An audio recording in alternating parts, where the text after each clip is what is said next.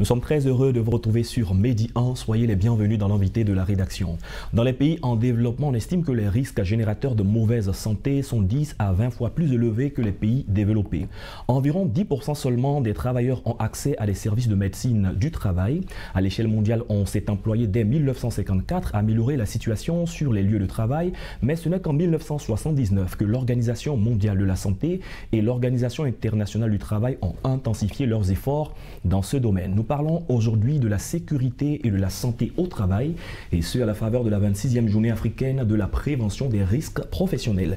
Et pour en discuter, nous recevons M. Koné Fantégué. Bienvenue sur notre plateau. Merci, monsieur. Merci. Vous êtes le président de la Fédération ivoirienne des accidentés du travail et malades professionnels pour la prévention et le progrès, en abrégé Fiat M3P. Encore, soyez le bienvenu. Merci. Alors, chaque année, la Caisse nationale de prévoyance sociale, qu'on appelle la CNPS, organise ici en Côte d'Ivoire la journée africaine de la prévention des risques professionnels. Et cette année, c'était la 26e journée. Pour votre organisation, que représente une telle journée? Bon, cette journée représente vraiment une très grande journée qui nous fait vivre une situation de compréhension, une situation d'apprentissage, une situation de formation. À de telles rencontres, il y a à la fois les employés, les employeurs, les organisations, tout le monde se retrouve. Justement, et c'est un ensemble de grands spécialistes qui se retrouvent. Il y a des médecins du travail, il y a des psychologues, il y a des hauts cadres de la CNPS, des autres CNPS, des autres pays qui se retrouvent pour partager ensemble leur expérience. Et toutes ces expériences-là sont mises ensemble pour créer ce qu'on appelle la thématique sur certaines recommandations, faire progresser les recommandations en la matière. D'accord. L'organisation de la 26e journée en Côte d'Ivoire, ou de toutes ces journées en Côte d'Ivoire, démontre que la question de la prévention sur les risques professionnels, la santé, la sécurité au travail, ce sont des préoccupations majeures pour la Côte d'Ivoire. Bien, justement, c'est une grande préoccupation pour la Côte d'Ivoire dans la mesure où la Côte d'Ivoire a ratifié cette convention, qui est une convention de l'Organisation internationale du travail, OIT. Et si la Côte d'Ivoire a ratifié cette convention, ça veut dire que la CNPS, qui est chargée de réguler tout ce secteur-là, doit forcément organiser de telles cérémonies.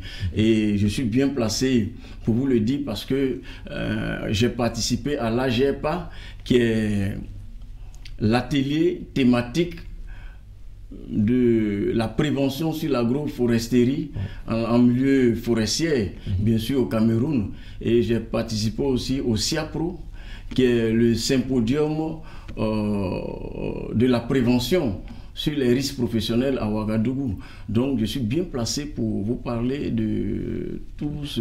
D'accord, justement, vous êtes très bien placé en tant que président de la Fédération ivoirienne des accidentés du travail malade professionnel. Quand vous regardez à la faveur de cette 26e journée, est-ce que les choses vont dans le bon sens par rapport à la prise en charge des risques professionnels, la santé au travail, la sécurité? Qu'est-ce que vous pensez? Bon, je pense que la CNPS joue pleinement son rôle parce qu'aujourd'hui, la CNPS a entrepris de former tous les acteurs du secteur, que ce soit les chefs d'entreprise, que ce soit les membres des associations. Ils ont entrepris beaucoup de formations dans ce sens. La problématique vient du fait que les chefs d'entreprise qui sont censés gérer ce problème à leur niveau afin qu'on évite les accidents ne jouent pas leur rôle. D'accord, parlons un peu des employés, les personnes qui sont au service dans plusieurs entreprises. Est-ce que ces personnes sont conscientes de leurs droits vis-à-vis de toutes les situations qui peuvent venir? Parce que les employés, parfois, ont l'information, pardon, les employeurs, ils ont l'information, mais qui ne répercutent pas au niveau de leurs employés. Et quand il y a des accidents de travail, ce n'est pas tous les employeurs qui agissent de la bonne des manières. Bon, il faut dire que les employés subissent la mauvaise foi des employeurs. Sinon, il suffit simplement de mettre les mesures en place, les mesures en ST en place pour que les travailleurs soient protégés. Il y a la formation, il y a les visites techniques des véhicules, il y a aussi, comment on appelle, la prise en charge même en tant que telle de tout ce système. Il faut acheter de l'équipement de protection pour les travailleurs. Mais si le chef d'entreprise ne le fait pas, le travailleur ne peut que dénoncer. Et quand il dénonce, on peut le licencier pour cela. Est-ce que, et quand ici il est licencié, quelle peut être la suite? Est-ce qu'on peut saisir, les autorités compétentes? Bon, je pense qu'au niveau de chaque structure, le licenciement, il y a des délégués. Il y a des délégués. Il y a des délégués, il peut saisir les délégués, mais généralement, c'est le licenciement abusif. D'accord, vous êtes au niveau d'une fédération, on s'imagine qu'il y a la remontée d'informations dans les différentes structures, parce que beaucoup de personnes certainement se confient en vous, mais dites-nous de façon concrète, qu'est-ce que vous faites pour les personnes qui sont avec vous?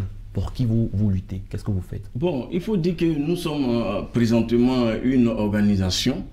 Nous faisons des formations de prévention et cette année même, la CNPS a mis les moyens dans ce sens. Ils sont en train de nous former pour nous délivrer des diplômes pour qu'on puisse partir en entreprise.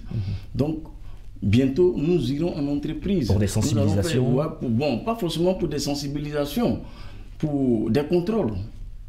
Contrôle de qui? Contrôle des conditions. Voilà, des conditions de travail.